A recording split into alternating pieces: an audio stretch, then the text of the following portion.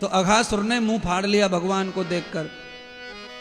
भगवान तो समझ गए कि ये कंस का भेजा हुआ दूत है और ये हमें मारना चाहता है, पर भगवान के साथी संगी जो थे वो लालच में आ गए। कैसा लालच?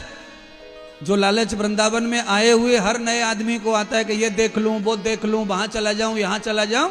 जो पहले पहले वृंदावन आते नए नए, तो वो ज्यादा घूमने पे फोकस करते हैं। अरे घूमो, पर पहले वृंदावन कहीं अपनों के पास आए हो जहां जान पहचान है, वहां थोड़ा आसन लो, थोड़ा नहाओ, थोड़ा खाओ, थोड़ा विश्राम करो, थोड़ा जानो, थोड़ा हवा पानी चखो, थोड़ा रिलैक्स करो। क्योंकि ताजा ताजा आए हो, नए नए आते ही घूमोगे, पसीना बहेगा, पानी पियोगे, जुकाम होगा, खांसी होगा, बुखार आएगा, फिर आकर गुरुजी को कहेगा बुखार आ गया गुरुजी, बुखार आ गया गुरुजी, खांसी हो रही गुरुजी, सर्दी हो गई गुरुजी।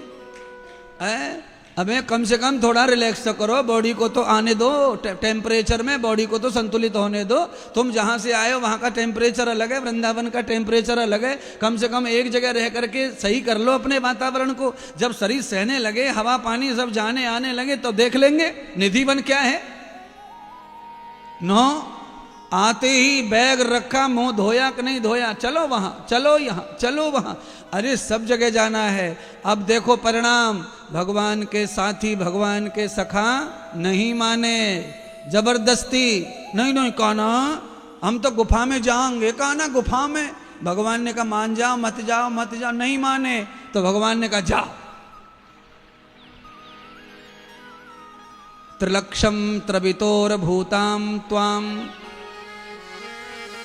भगवान 3 बार रोकते हैं बुरा काम करने से, बुरी जगह जाने से, बुरे आदमी से बात करने से।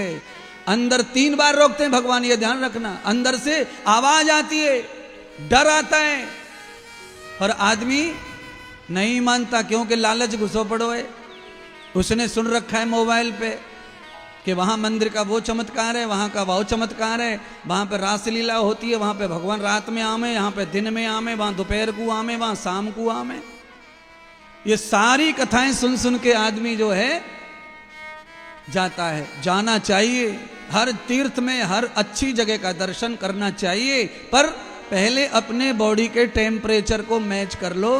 पहले थोड़ा आकर के भगवान के धाम में एक जगह बैठ के शांति रख लो, पहले जगह के बारे में पूरी जानकारी जुटा लो, और पहले समझ लो कि कहाँ जाना ठीक है जल्दी, कहाँ जाना देर में ठीक है। समझ समझ के जाओ, फिर कल्याण ही कल्याण होगा महाराज। हाँ कल्याण।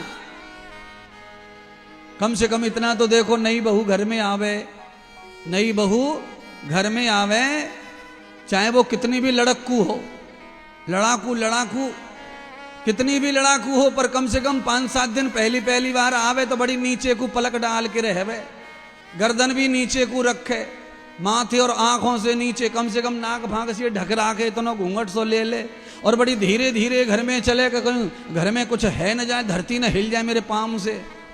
इतनी बढ़िया लगे, इतनी बढ़िया। वही मैं कहना चाहता हूं, नई बहू की तरह नई जगह पर थोड़ा शांत और सरल रहना। हाँ, उत्पात मत मचाया करो, उत्पात। बुखार आ गया, बुखार, ये वृंदावन बुखार की फैक्ट्री है, जो आता उसी को बुखार आ रहा है। क्यों आ रहा है बुखार? बुखार क्यों आ रहा है? चैन नहीं है तुमको, इसलिए आ रहा है। थोड़ा चैन करो, थोड़ी शांति लाओ, धीरे धीरे जाओ, धीरे धीरे आओ, समय लेके आओ।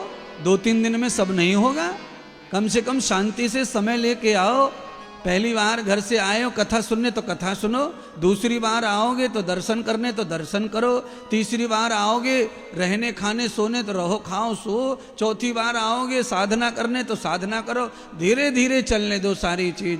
एक ही साथ में सब चीज हजम करोगे तो सब बीमारी हो जाएंगे महाराज। रायता खा लो, 2-3 भगोना, भगोना मतलब दोना, और रायते के ऊपर से फिर खीर पी लो। शाम को ही पता चलेगा उल्टियां होंगी तब। इसीलिए सारी चीजें मैचिंग होनी चाहिए। तीर्थ का फल भी तभी मिलता है जब तीर्थ में शांति हो, आराम से तीर्थ हो, भजन करते करते हो, न धक्का हो न मुक्की हो, तो भगवान आपको सुख देंगे, सुकून देंगे, आपको 2 मिनट प्रणाम करने का मौका देंगे, अपनी बात कहने का मौका देंगे। अच्छा बोलो, लाइन में लग के कोई बात कौन सुनेगा?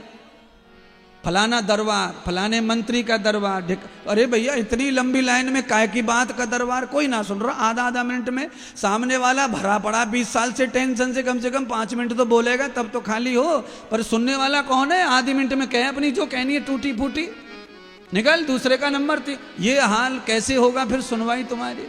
ना, सुनवाई तो होगी, पर कब होगी सुनवाई? जब तुम्हारे हृदय में परमात्मा के प्रति शांति पूर्वक, श्रद्धा पूर्वक लगन होगी, संतोष पूर्वक लगन होगी, तो सुनवाई भी होगी।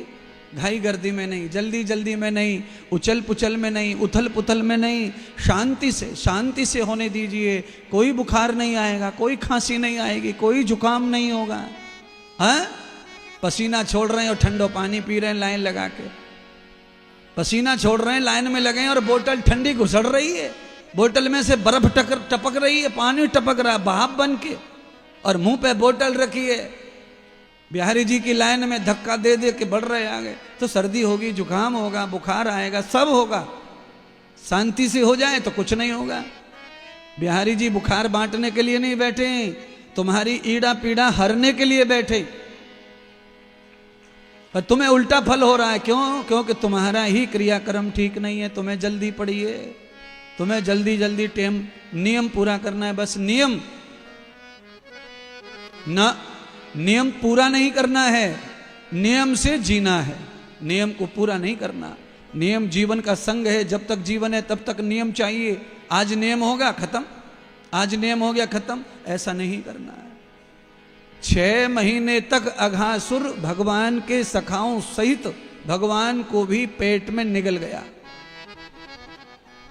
श्रीमद् भागवत कथा का ये लेख है। अघासुर ने सखाओं सहित भगवान को निगल लिया और 6 महीने हो गए महाराज।